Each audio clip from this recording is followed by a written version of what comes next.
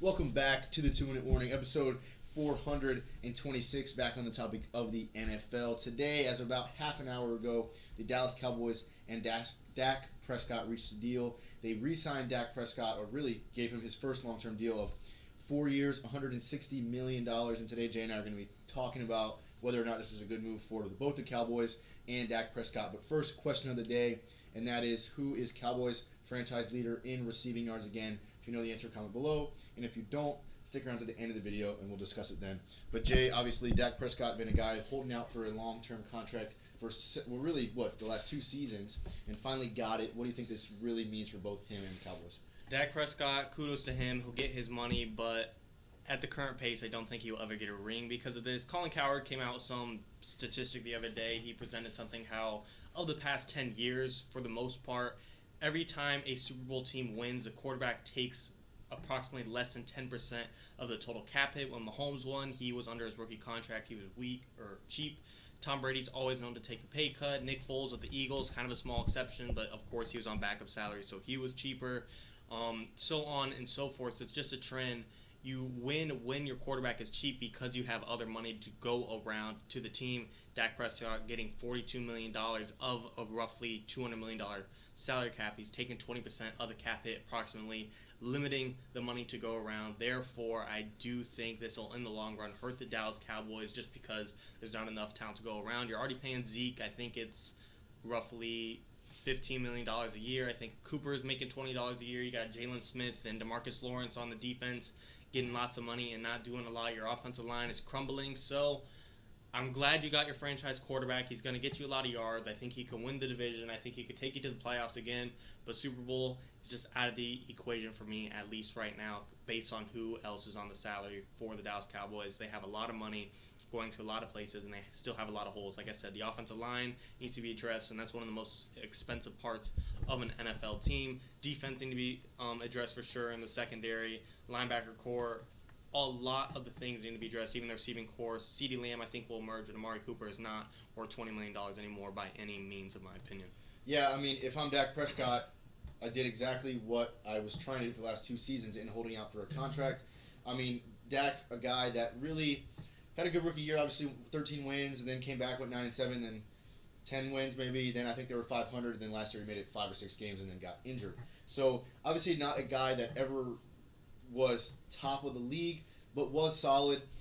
So at the point of his career, especially coming off an injury, he was not really, his value wasn't going up, in my opinion. So I think by signing this deal, obviously good move for Dak Prescott. Obviously got the money he was looking for. Now on the flip side, bad move for the Cowboys. I think that's a lot of money, and as Jay said, there's definitely other parts of the team that could use it. That defense in general needs some help.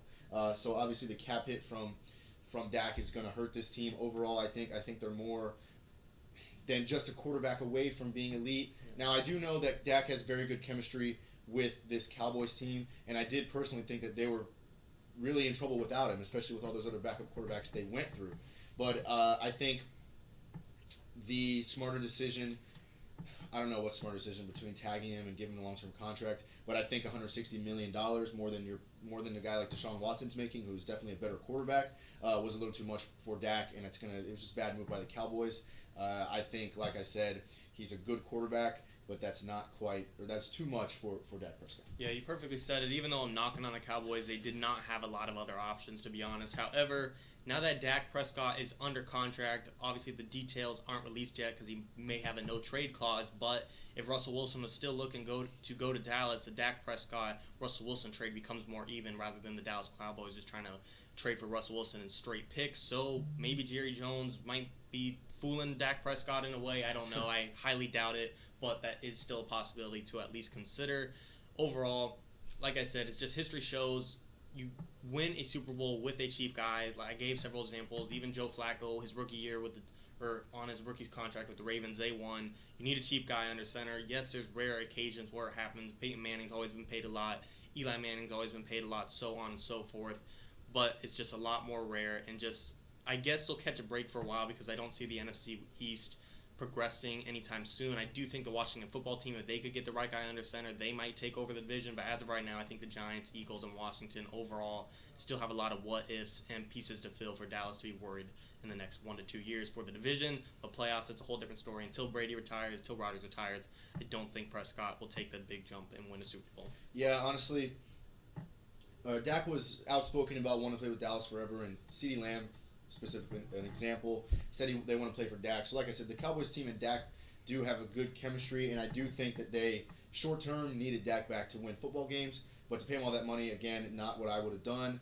But as far as the NFC East goes, you got the Eagles that I think can go 500, maybe win 9 games. Same thing for Washington. So with a young CeeDee Lamb that's doing really good, or doing really well, at least did last year, assuming Zeke can get his act together, I do think this Cowboys team can come out and win 10 games and win that division without a whole lot of issues there. But then you run into the issue, you make it to the playoffs, and I'm looking at a divisional round exit at the most for this Cowboys team when they're spending all that money on Dak. Yeah, big question mark also. I already said Zeke is expensive, but when you pay a lot for running back, that's fine. Take the exception. He deserves his money, but Zeke has not been producing whatever his contract worth. I don't know the exact number. I think it was $60 million for 5 years, about $12 million a year.